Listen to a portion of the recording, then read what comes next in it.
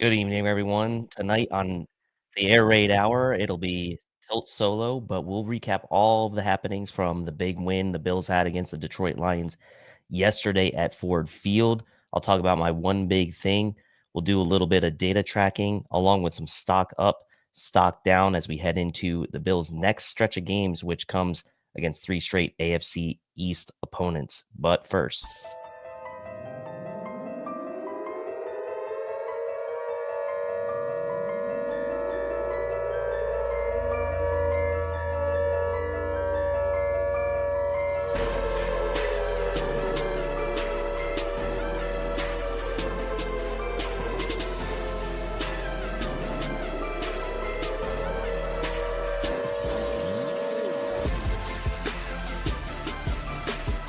Welcome to the Air Raid Hour, a Cover One Network podcast.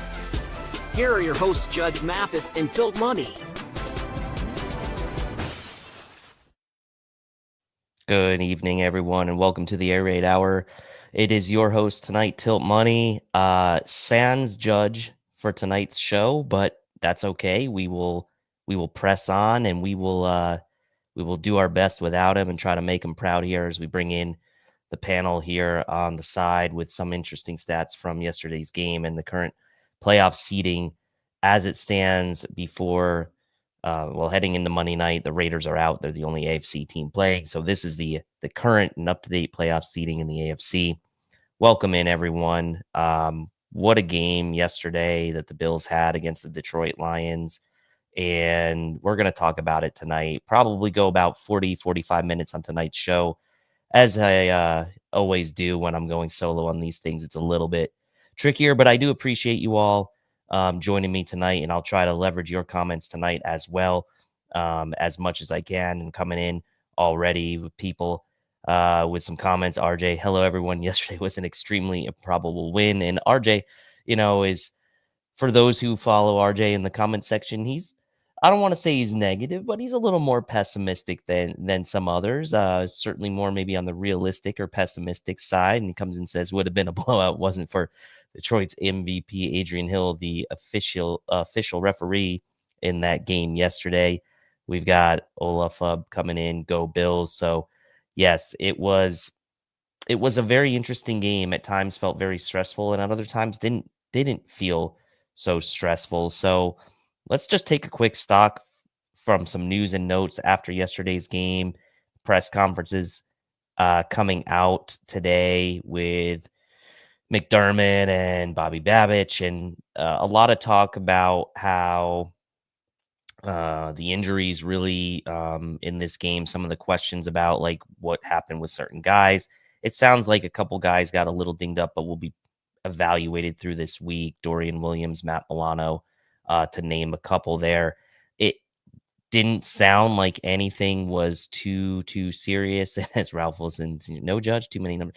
He's actually, for those of you who don't know about Judge, he has a background in basketball. He played basketball in high school, and he's coaching basketball in high school now. So he's actually coaching a game tonight that he thought was tomorrow night, but turns out the game was tonight. So he's coaching, asked me to step in and ride solo tonight, which I don't have a problem doing at all. And I appreciate you all and your concern for Judge. He is doing just fine, but he will be back for the pregame show this upcoming week. So nothing really truly notable, I would say, out of the press conferences this afternoon. For those of you who caught them, no major injury updates from those. Some praise, obviously heaped on Ed Oliver and others from Bobby Babich. Obviously, they were asked a bit about Cole Bishop's play. It was fairly consistent coach speak, is what I would say in these press conferences from this afternoon. Nothing really of major note, in my opinion. If anyone has anything they want to kind of talk about in regards to what was mentioned in those this afternoon, by all means, share that in the comments section, but really nothing of major note there. So as we take a look a little bit around the AFC now, after kind of what happened in the NFL yesterday, and really going back to Thursday as well, The Kansas City Chiefs beat the Cleveland Browns. Not really a big surprise there. So they maintain sort of their 2-game in the win column lead over the Bills, who beat the Detroit Lions. Kansas City sitting there at 13-1, Bills 11-3, 2 games behind, but really 1 game behind with the tiebreaker. So if the Kansas City Chiefs do lose 2 games, then the Bills are in a position to potentially win out and get the number 1 seed. And Patrick Mahomes, speaking of news and notes and injuries, dinged up. They are calling it a mild high ankle sprain for Patrick Mahomes. TBD what his status will be for this upcoming week. My gut is that he will probably try to play, but the team may try to play it a bit safe with him. We will see what happens with that. You just don't really ever, I will say, no with him. To me, there have been times where I felt like he's kind of played up some of these injuries. I don't necessarily think he's playing up this injury per se, but this Chiefs team does have a chance to still win, obviously, without him. Um, and they will be playing the Houston Texans on Saturday. So a quicker turnaround for the Kansas City Chiefs, Houston going to Kansas City. That could be interesting, right? If Patrick Mahomes is out, Texans have a decent chance on the road, even still, to kind of go up and beat that Kansas City team. So, and I kind of agree. Allentown comes in and says, he's not missing time, and I tend to agree with that. I don't think that's the case. I do. Oh, thank you, Chevy. That's very nice of you. Trying to do this here tonight by myself, but I do appreciate those kind words. So the Chiefs win. I don't think a surprise, obviously, playing against the Browns. The Chiefs do win. They do have 3 games in 11 days, as James puts out in the comments section. And then you have the Pittsburgh Steelers, who yesterday lost on the road to the Philadelphia Eagles. A bit of a down-to-earth game for the Steelers, but also not super surprising. The Eagles have been one of the hottest teams in the NFL as of late. They take care of business against the Steelers, and now that officially puts the Steelers 1 game behind the Bills in the win column. The Bills were ahead of them before this weekend with the same record and had them be on strength of victory. So the Steelers now fall 1 game behind the Bills in the win column. And then you have the Houston Texans beating the Miami Dolphins, the Baltimore Ravens beating the New York Giants, the Denver Broncos coming from behind to beat the Indianapolis Colts yesterday to improve their record to 9-5. So you have that bunch of 3 teams sitting there, 4, 5, and 6 in the AFC, all at 9-5. The Houston Texans, Baltimore Ravens, and Denver Broncos. Obviously, Houston is in that 4 slot as of now on the basis that they're winning their division.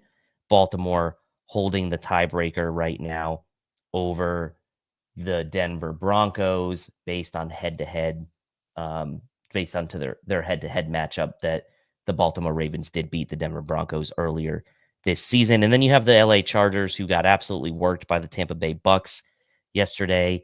Baker Mayfield carved up that Chargers defense that really has been good for most of the year, but has been showing some leaks as of late. So for the first time in a couple weeks, it's not the Bills in the 2 and the Broncos in the 7.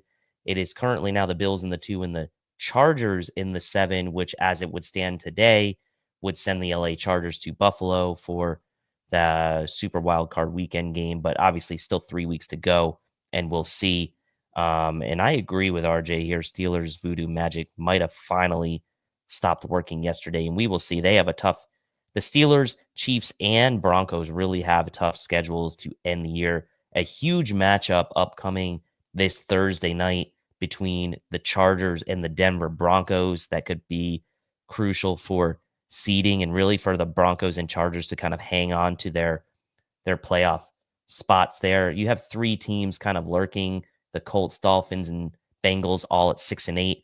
But that would really require these 9-5 teams to ultimately lose out and lose on some tiebreakers. And I just don't see that happening. I would be very surprised if at this point the Denver Broncos don't make the playoffs. It could happen. They do have a tough schedule, but we will see what happens there in that big matchup this Thursday between the Denver Broncos and the LA Chargers. Then You have the Pittsburgh Steelers visiting Baltimore this week. And I think a lot of people in the Discord chat were asking about, okay, is it better for the Baltimore Ravens to win the division or for the Steelers to win the division? And I will say, like, in my opinion, I think it's better for the Steelers to win the division and remain in that 3 seed, and for the Bills to be in the 2, ideally the 1. But if the Bills stay in the 2 seed, which looks likely, the Steelers being the 3, if the Baltimore Ravens are the 5 seed and they do happen to beat the Houston Texans, let's say if the Texans are the 4 in wildcard weekend, they would then, assuming the Bills win their matchup, go to Kansas City for that game in the divisional round, which I think would be something that the Bills fans would welcome, seeing the Kansas City Chiefs and Baltimore Ravens playing each other in the divisional round and one of those teams being knocked out. And I agree with Ralph Wilson Sr. Wilson looks lost without Pickens, and that's obviously a huge injury for them. So a lot to still shake out in this AFC playoff picture, but obviously we're here tonight to talk about the big win for the Bills over the Detroit Lions as we get into my one big thing from yesterday's game. And look, I mean, there are a lot of things you can go to. There are a lot of individual performances, I think, that stand out, as you can see sort of on the side here. I've kind of called out some of the big performances from the game yesterday. But my one big thing from yesterday's game was just the Bills' ability to kind of come back and for Josh Allen to put on another display equally, if not better than the display he put on against the Rams a week ago in another MVP type performance, in which I thought, look, the statistics maybe not quite as good as they were against the Rams, but I think a game maybe that Josh Allen played nearly flawlessly against the Detroit Lions, and the Bills really stormed out of the gate, took that 14-0 lead, and Josh Allen absolutely threw the ball. It was a thing of beauty. I mean, you think about some of these throws that he made, the down the field throw to Keon Coleman, the over the shoulder throw to Ty Johnson early in the game, the fourth down throw to Ty Johnson, where Ty Johnson made a nice catch, the throw to Dawson Knox over the defenders. I mean, the third down conversion to Dalton Kincaid on a 3rd and 2 on that post corner route. I mean, the throws that Josh Allen was making in this game were absolutely beautiful. His ability to escape the pocket and also add to what he did, not just through the air, but also on the ground with the 11 carries for 68 yards and adding 2 rushing TDs to this total as well. This guy's up to 37 total touchdowns on the season, and it looks very likely that he's going to clear that 40 mark that we talked about at the beginning of the season for the 5th straight year, the only player in NFL history to do that. And I just have to say that it's just so impressive to watch. And I know there's a lot of talk about the MVP discussion and, the statistics versus the team and all of these things. And look, at the end of the day, I want Josh Allen to win the MVP because I think he deserves it. I do think he's been the best player in football this year. You look at the teams that the Bills have beaten, I think stands above some of these other teams who have an MVP sort of horse in the race. The Eagles, obviously with Saquon Barkley, I think that team is pretty stacked. And we saw what they could do even with DeAndre Swift last year. Lamar Jackson with King Henry, obviously in tow, but Lamar's having a fantastic season. Don't want to take anything away from him. But Josh Allen and this whole narrative around the Bills taking a step back this year, what the pundits all said, and honestly, like a lot of us maybe even thought that as well, as far as like statistically and even from wins and losses standpoint. I'll sit here and say that like I predicted that this team would be 11-6 this year. I did not expect them to already be at 11 wins with 3 games to play, or maybe I did, but I only had them pegged them for 11 wins, and it certainly would appear and hope that they would clear that mark now. And he is the best player, I think, in the NFL right now. And in my mind, if he wins the MVP, he deserves it. But at the end of the day, what I really want is for him to win the Super Bowl MVP en route to the Bills having a Super Bowl parade through downtown Buffalo in February. And I think that's what a lot of fans would want. And I think that is what I assume most of you all would want in the comments section if you had to pick. And RJ says he had 5 TDs. We saw the chest pass. We saw the chest pass. We want the Lombardi. We want the big hardware. I would say the MVP would be great and certainly deserved. But at the end of the day, if he gets that and the Super Bowl MVP, that's even better. But at the end of the day, we want the Super Bowl trophy. We want Josh Allen to win the Super Bowl MVP, but ultimately, we want the Bills to win the Super Bowl. And Josh Allen is playing like a quarterback right now that is on a mission to carry his team through the postseason. 3 regular season games left to go, obviously, but this is a point in time in the season where we do start to look a little bit at the seeding scenarios, as you can see there on the side of the screen. So that is my one big thing from this game. Josh Allen and sort of his MVP march towards the postseason, but ultimately more, more objectives in sight than just winning this. I'm fine. Again, like I said, having these conversations online about MVP, the banter back and forth between Ravens fans and Bills fans is always there. I don't really get sucked up too much into that because, again, that's not what matters to me. What matters to me is what happens in the postseason, and for the Bills to hoist that Lombardi trophy would mean that much. Josh has been the best player 2 years running. He was robbed of the MVP last year. He absolutely deserved it this year. Absolutely. And that's the one thing about this award, right? Is you can't keep changing the criteria. If you're the voters and you've planted your flag in the ground to say like it's 90% of the time going to be the quarterback with the best stats on the best team or one of the best teams, then you kind of have to give the award to him. As we move now on to our data tracking from yesterday's game, and so this is something that Judge usually handles, but I'm taking it for today as we look at the complimentary football tracker from this one. We take a look at time of possession, average starting field position, and turnovers. Time of possession battle goes to the Bills here, 32 minutes and 42 seconds to the Lions, 27-18. So that's a win for the Bills. A fairly tight game in terms of time of possession, but the Bills getting that extra double dip after the half gave them, that added possession. And the Detroit Lions, had the ball a bit at the end of that game, kind of trying to score that touchdown at the end. But the Bills really did a good job overall in possessing the football in this game and win that particular complimentary football item. Average starting field position, actually, it was closer than you might think. The Lions' average starting field position was their own 27. They started on their own 30 yard line for all but 2 of their drives. So they had 10 total drives, 11 total drives, and all but 2 started on their own 30-yard line. They had one that started on their own 4, and then they had one that started on their own 20, but otherwise totally started on their own 30 because the Bills were scoring so many touchdowns. And then on the Bills, they won this one starting on their own 34, but without that onside kick recovery from Matt Collins that took the Bills down to the Detroit 5, the Bills actually would have had an average starting field position of their own 27 as well, if you take that out. So the Bills do win this battle, but keeping in mind there was a heavily skewed possession there that did start at Detroit 5. But again, that's the name of the game here, right? In this complimentary football tracker, one drive like that could be the difference in the game.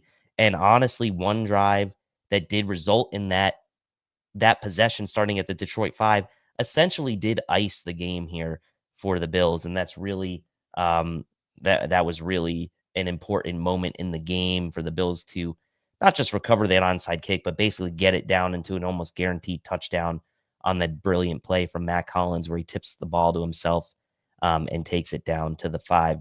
So Bills win time of possession, Bills win average starting field position, and then thirdly on the complimentary football tracker, turnovers.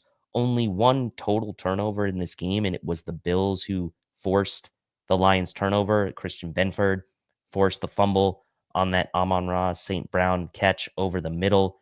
And that was the only turnover of the game. You start to talk about how that complimentary football tracker added up. I mean, the Bills were 3-0 in those three items: time of possession, average starting field position, and turnovers. And you kind of take a closer look into that. Both teams combined were 4 for 4 on fourth down, so there weren't any turnover on downs that you could kind of classify into the turnover category. Both teams missed a field goal, so that kind of evened out as well. Although, um, that missed field goal from Detroit gave the Bills slightly better field position, but both teams did miss a field goal. Don't really consider that a turnover, but they did both miss field goals. And then the Lions punted 3 times, and the Bills only punted once. So, although not technically a turnover, in a game where you have two of the best offenses in the NFL going head to head, the Lions punting 3 times, the Bills punting once, obviously a big win for the Bills on that. And yes, Pops, beautiful play by Benford. That was, I really can. I'll just pause here to take a second too about the officiating on that. And I know RJ was not happy with Adrian Hill in this game, but I will say on that particular play, the officials did a good job in kind of changing the call on the field to a catch. After we did see on the replay that Amon-Ra took 4 steps before the ball started coming out to essentially force, and give the Bills the extra 15 yards, because the penalty on top of that was a big turning point in the game as well, I thought, because that call being changed on the field really saved McDermott from having to challenge. We know in these situations, those calls on the field will typically stand, and then Dan Campbell did not challenge. And I think I heard something about like he couldn't challenge because of the expedite. I don't know. I think that I think he can't. I don't know if you can't challenge because it's an expedited review. Maybe someone in the comments section is aware. The fact that they didn't call a fumble was bad, but hey, I know the officiating's bad, but let's give them a little bit of credit for changing the call there. Let's give them a little bit of credit for changing the call there. So 3-0 on the complementary football tracker. Now we get to the toxic differential tracker, and this is where we keep track of 10+ yard runs, 16+ yard passes, and turnovers again, which we already talked about. The Bills forced one, so they were +1 there. 10+ yard runs. The Lions only had 2.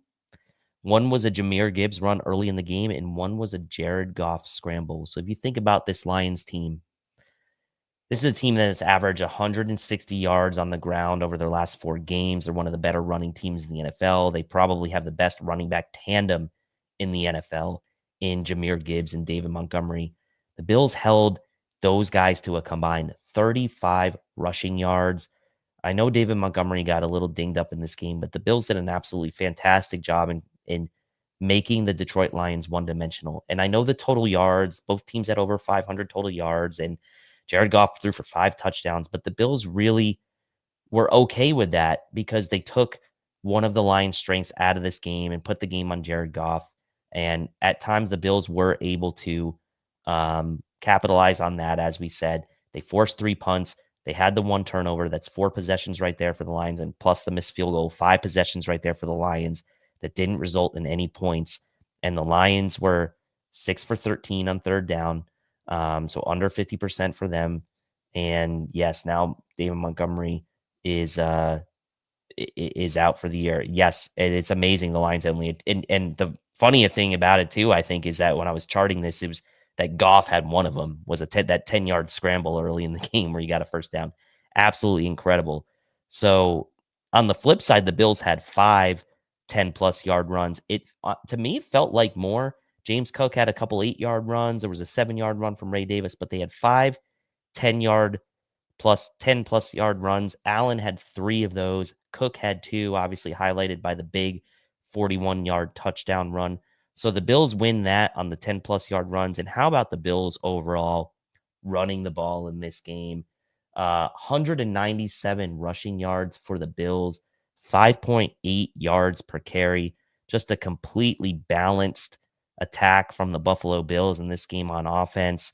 362 passing yards for Josh Allen, 197 rushing yards. The Bills win the toxic differential on 10+ yard runs, +3, 5 for the Bills, 2 for the Lions.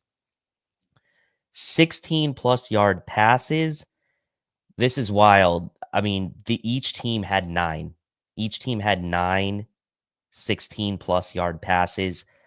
And so to me, even though this is a tie for the Lions, a Lions team that threw for as many yards as they did, threw for, significantly more yards than the Bills did, for them to each have 9 16+ yard passes. Again, these offenses were incredible to watch yesterday, back and forth. The passing offenses were great. Amon-Ra St. Brown was incredible. He's one of my favorite non-Bills players. He did the job. Ty Johnson did the job early. Keon Coleman, Dalton Kincaid, a few as well. And just a complete effort from the Bills pass catchers. Ty Johnson had a 16+ yard, multiple 16-yard plus receptions. James Cook did.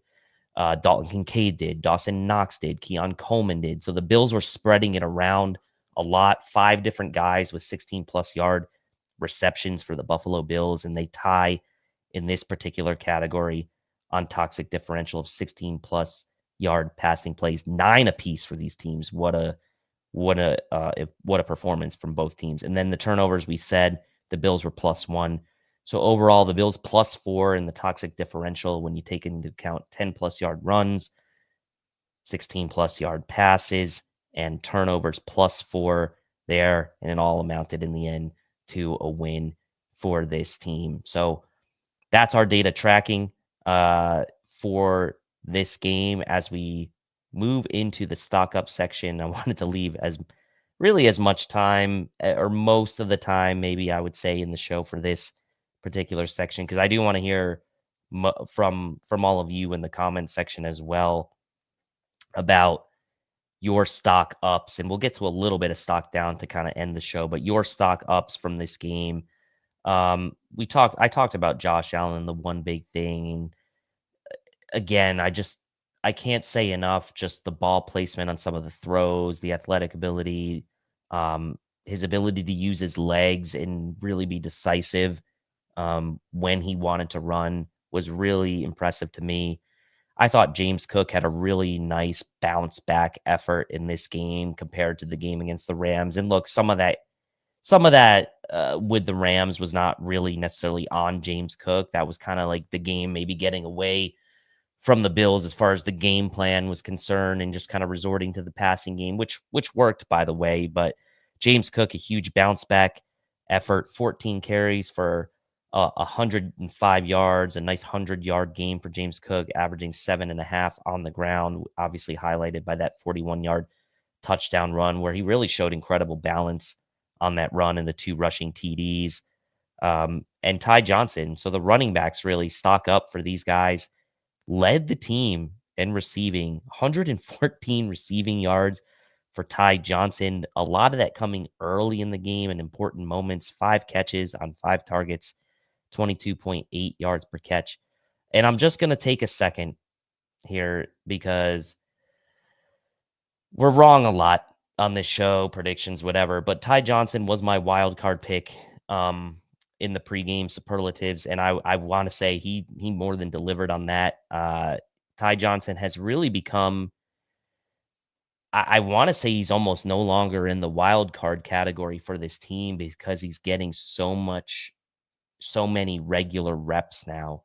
And so to me, he's kind of now sort of in between. He's not a take me higher caliber player, right? Obviously, those are really the star players, but I don't know that he's a wild card player anymore at this rate. I mean, he is being used frequently. The Bills trust him in pass protection. They trust him in the up-tempo offense, but they did a nice job in mixing in all 3 running backs yesterday. Ray Davis got 7 carries in this game. I know he only had 15 yards, but he did have that nice 7-yard run. And he did have the touchdown reception late in the game on the drive that the Bills obviously started at the Detroit 5. So all 3 running backs contributing. Stock up for the running back room. Joe Brady is really using, I mean, if he's not the best third down back in the league, he's one of them. Ty Johnson was wide receiver 1 yesterday. Yeah. Knox, and we'll get to that in just a second. Chris, I love that you mentioning Knox and Pops. We'll get to Ed Oliver as well in a second here. 10 pressures for Ed Oliver yesterday, by the way, season high for him. But the running back room and Joe Brady using the running back room, each guy to their strengths really stood out for me. And just having that nice feel for when to use which guys, certain play calls. Like the Bills rotated all three of these guys in, and sometimes that's a lot of logistics, right? Kind of like which guy's in here, which guy's in there, and like the Bills don't really do like a traditional rotation, um like a team like the Denver Broncos, right? Or a team like uh a team like that where it'll be one drive Javonte Williams, the next drive Jaleel McLaughlin, right? Like the Bills are very like dynamic with when they use these guys. It's not like, oh, Cook this series, Davis next series, Johnson next series, and then keep rotating. Like it's dependent on the game flow, it's dependent on the situation, and they do really a great job. Joe Brady, I gotta say, stock up for him too. My hat's off to him the last couple weeks. Um, they've done a great job in using the running backs, especially yesterday. So I love that. I loved how they use the running backs. Stock up. Dawson Knox and Dalton Kincaid. I mean, the tight ends, I think, are also a stock up. Knox having, the best season of his career, as Chris S says, as far as um, like no drops for Dawson Knox, the 1-2 punch with him and Kincaid. I did not think Kincaid was going to play in this game. I mean, I'll own up to that. I didn't know that he was. I figured he was going to sit out for one more week, but he was active and he looked good. One of my favorite plays of the game was when he was counting the defenders and pointing at them, and then the first down signal. That was great. I was worried he was maybe going to get a taunting penalty there, but thankfully he didn't. But the tight ends being utilized effectively in this game. You had Dalton Kincaid having 4 catches for 53 yards, a really solid first game back for him, and Dawson Knox 2 for 42, and obviously the big one-handed catch on a key second down, to be honest, in that late in the game. The Bills were up 10 at the point where Josh Allen floated that ball and Knox caught it with one hand. That would have brought up a 3rd and 8, I believe, and it was a 10-point game at that point. So Bills going into the 3rd down. If Dawson Knox doesn't catch that, you just don't know what might happen there. And Dawson Knox plucks it out of the air. And the tight ends in this game combined for 95 receiving yards on 10 targets, a healthy 7 targets for Dalton Kincaid in his first game back. RJ says Kincaid is getting fine with it. Yeah, I mean, it wasn't super egregious, but as soon as he did that, I was like, dude, you're gonna get called for taunting if you do that. You point at somebody that they typically throw that out, but it looked like he was like counting like 1 defender, 2 defender, first down, like beat him. But again, RJ, you've been on Adrian Hill. It was nice they didn't call that penalty. So I will say that was quite nice. Offensive line and wide receivers, I mean, essentially the whole offense was a stock up. Offensive line did an excellent job, again, with protection. I know the Detroit Lions defensive line was battered. They lost to Lee McNeil in this game, and they were already without Aiden Hutchinson. But Josh Allen stays clean in this game, doesn't get sacked. Offensive line really came to play in this game, did a great job run blocking, did a great job in pass protection. And honestly, with as much as the Bills were, Josh Allen was scrambling and the Bills were kind of doing some of these interesting formations, like to not really be penalized for down ineligible downfield. There was the phantom holding call, I know, and then the false start was kind of iffy down at the goal line, where the Bills ended up missing the field goal. But look, the offensive line played great. I think for the most part in this game, and then the receivers, like it was again a sort of an everyone contributes type of game.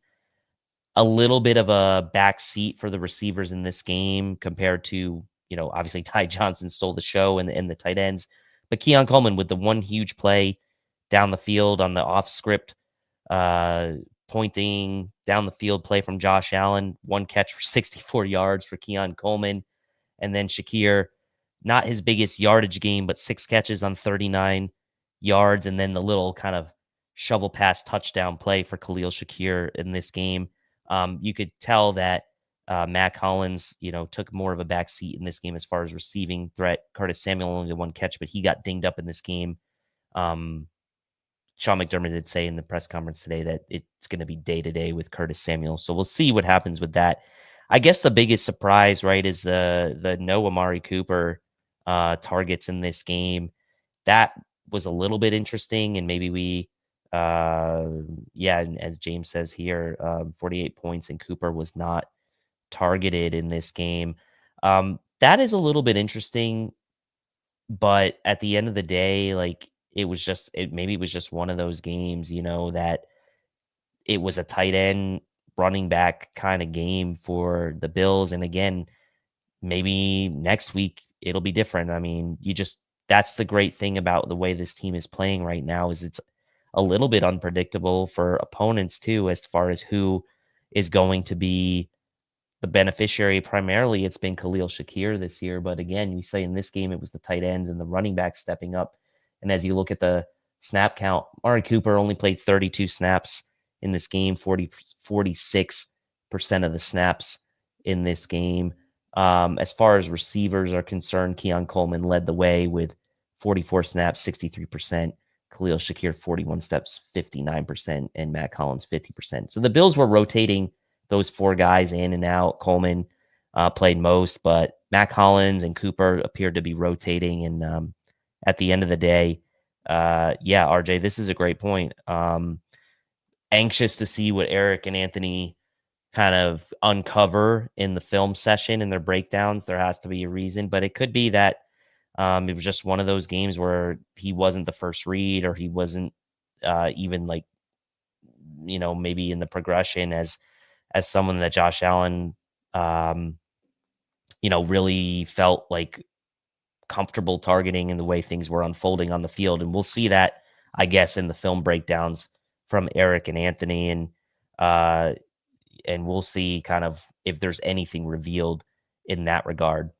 Now, getting to the defense, obviously we got to talk about stock up. And look, the defense gave up 500 yards. I fully understand that, people are going to look at the raw statistics potentially and think that this was a poor defensive effort. But I will say Ed Oliver was my take me higher player going into this game. I said he had to step up, and man, did he answer the bell. And I kind of like facetiously joked online, and a lot of people said this comment was like, apparently you just got to piss Ed Oliver off and complain about him and he'll step up and play. But really, I think dictating this game where the Bills getting those two early stops and allowing Ed Oliver to kind of do what he does best, and that is not necessarily stopping the run, but it is, in theory, generating pressure as a pass rusher up the middle. And Frank Ragnow was struggling with Ed Oliver in this game. A couple holding penalties on Frank Ragnow. Ed Oliver pushing the pocket, 10 pressures in this game, and he really stepped up. I'll give myself credit there. I was hopeful, right? I mean, at the end of the day, I was hopeful for Ed Oliver, and it was like we needed it, right? He needed to step up, and he did step up, and so I was very happy with that. Ed Oliver, 10 pressures in this game. Greg Rousseau, 10 pressures in this game. The defensive line did an excellent job in shutting down that running game early for Detroit and really kind of taking them a little bit out of their script, right? The Bills going up 14-0. Those two stops early were huge, and holding those running backs to only 35 rushing yards. Again, I know David Montgomery got injured in this game, but Jahmyr Gibbs is a top three running back. And is he the third best running back in the NFL right now behind Derrick Henry and Saquon Barkley? You could make the case that he is. I know like Josh Jacobs is having a great year and others are, but like it's not Christian McCaffrey this year. It's Saquon Barkley, Derrick Henry, and Jahmyr Gibbs, I think, is probably the third best running back in the NFL this year. And the Bills shut him down, right? The Bills did shut him down in this game. He only had 8 carries for 31 yards. Now, he did have the receiving touchdown and had 83 receiving yards. But again, I think priority number one for this Bills team, as Dr. Jekyll says here, force them to throw 59 times. I mean, the Lions are a good passing team. The Lions are a good running team. We talked about in the DVOA preview for their offense going into the game. They are great at both. And so if you can at least take one of those elements away, and the Bills in this game were able to take the running game away and force Jared Goff to throw the ball 59 times, yeah, he had a good game throwing. But at the end of the day, as we said, 3 punts, a turnover, and a missed field goal. That's 5 possessions that the Lions did not score. They scored on every other possession, but that was really the difference in the game. So stock up for that defensive line and really stock up for Christian Benford. I have to say, a fantastic game for him. He was the one who forced the fumble, 6 tackles, a sack, a tackle for loss. He led the secondary in this game, Taron Johnson. So the corners did a good job. Kyrie Elam had some moments where I thought he did a good job. In a game where there was a lot of pressure on the secondary, I actually thought they played quite well considering the circumstances. Cole Bishop had some nice run fills. Yes, did he get beat a couple times? Sure. Did Jamison Williams catch what might have been a what might have been a touchdown? Yes. But like at the end of the day, they did a decent enough job. Christian Benford forced the fumble. I think Taron Johnson played an excellent game. The Bills were hitting in the secondary, and they did really well. And I will say, it will get to the stock down here in a second, but the secondary and I thought the defensive line did their part in this game, and we'll get to the stock down here in a second because I didn't think it was the best game for the linebackers, but maybe the film will reveal something else. Upon my rewatch of the game, I did not think the linebackers had a particularly great game, but get to that in a second. And then finally, stock up, I would say, just generally speaking, I think it's going to be easy to kind of point the finger at Tyler Bass for that short missed field goal. I don't know that it's a stock up. I'm going to say stock neutral on Tyler Bass in this game. He did make 6 extra points and did make 2 of 3 of his field goals, including a 50-yarder that was pretty important at the time. So I'm not going to go all the way and say stock up on Tyler Bass, but I do think that some of the discourse on him online during the game, look, I get it. It's the shortest missed field goal in the NFL this season, but he did make all of his other kicks. And so those kicks, I mean, at the end of the day, do prove to be crucial. That's an additional 12 points between the extra points and the 2 field goals he made. So it is important.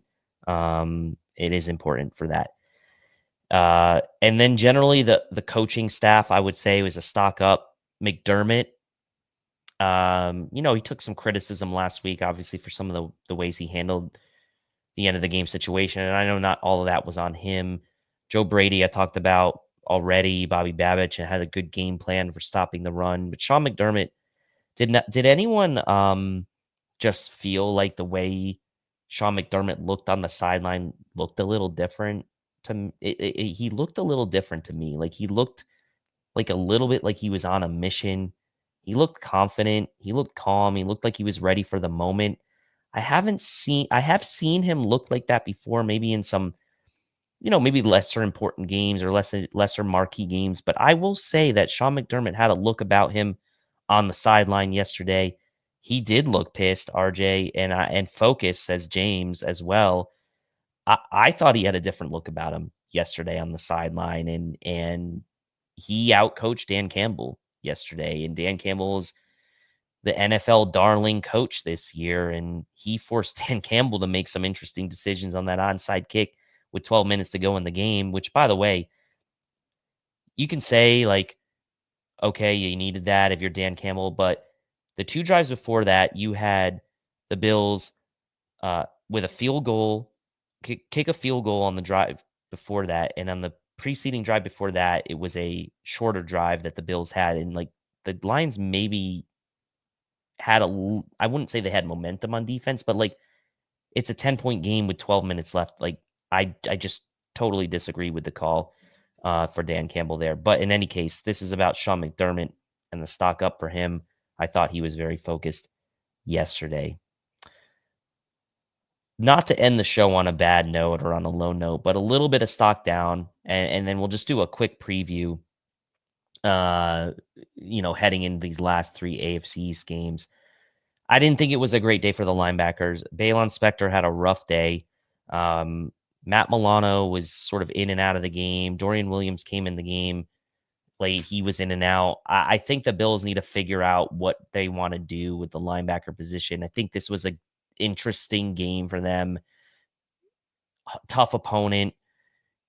Maybe trying something where they wanted to stop the run early and things kind of maybe got away from them. But I do feel like, this wasn't the best game for the linebackers. Terrell Bernard was fine.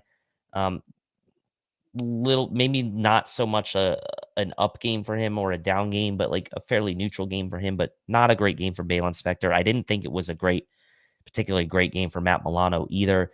And the linebacker core in general. And so if you're going to be nitpicky maybe about something, I would say the linebackers in this game weren't great. And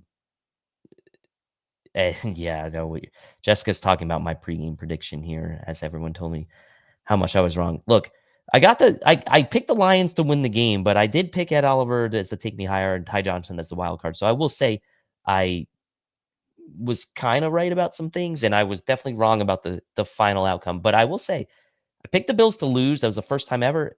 Maybe that's what I just have to do from now on. Like, do I?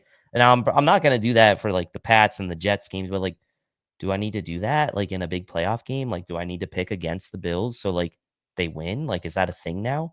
Like maybe that's what I don't know. I don't know. What should I do? But anyway, not too much to talk about on the stock down. So I don't want to end the show on that. So we'll take a little quick look ahead, right? So the Bills got the Pats next week. That game was flexed to 425. Some people complaining about it. Some people don't care. I know a lot of people typically like just the 1 p.m. games. In this case, the Bills Pats will be at 425. People want to see Josh Allen in sort of that game of the week slate, that prime time, not really prime time, but sort of the late afternoon slate is typically more well regarded as far as viewership is concerned. You get some of the better announcing crews on that. Pops, you know what I'll say to this? My total my thought on this is the 425 or the 4 o'clock slates this upcoming week were not looking too good. You had Jacksonville against Vegas as one of the games. You had the Niners at Miami, which I guess maybe would have been the game that you put in that spot. And you have the Vikings at Seattle, which is the Fox game, but you have this New England Buffalo game now at CBS. They moved that game to 425. So I believe, if I'm not mistaken, that it was, I'm not sure what game they moved out of that slot, but yeah, I believe it was probably because people want to see Josh Allen, and the slot of 4 o'clock games next week does not look great, and it is on CBS again. So then the Bills obviously have the Jets, who came off the dramatic win against Jacksonville. Devontae Adams, Aaron Rodgers had their connection going, and we'll see kind of if that becomes a sneaky, difficult game for the Bills to kind of finish off this season. And then the Bills end with the Pats, obviously. But some interesting games coming up, kind of talked about at the start of the show, with the Texans going to Kansas City. What's going to happen with Patrick Mahomes this week? I expect that he would play, and the Chargers playing the Broncos on Thursday night's a big one as well.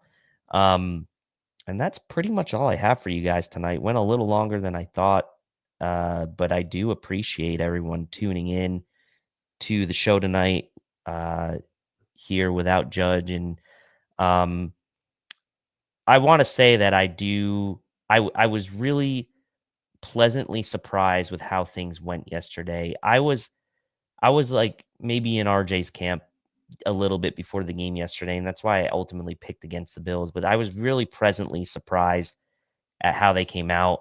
And it just goes to show you, as we said in the pregame, it's really, things can change so quickly week to week in this league. And I know the Bills gave up a ton of points in back-to-back weeks, but it certainly felt like in this game that the defensive game plan that they had was working as far as to the extent they wanted to get that running game sort of stopped for Detroit. So great job by the Bills in this win. And we'll see you guys next week, or this week, on Sunday morning for the pregame show, 8 a.m. We'll be previewing Bills Pats. And I just want to thank everyone again for being in the comments section tonight and tuning in. Don't take it for granted at all. Appreciate everyone engaging in the comment section and seeing all of you all tune in every week really means a ton. So I appreciate it. And until next time, go Bills. Thank you for watching tonight's episode of the Air Raid Hour. Make sure to hit that like button on the way out. If you are catching the show on demand, leave a reply in the comments section and we will respond over the course of the week. You can always listen to every episode next day on all major podcasting platforms, including Apple Podcasts and Spotify, by searching Air Raid Buffalo. Thank you for your continued support, and as always, go Bills!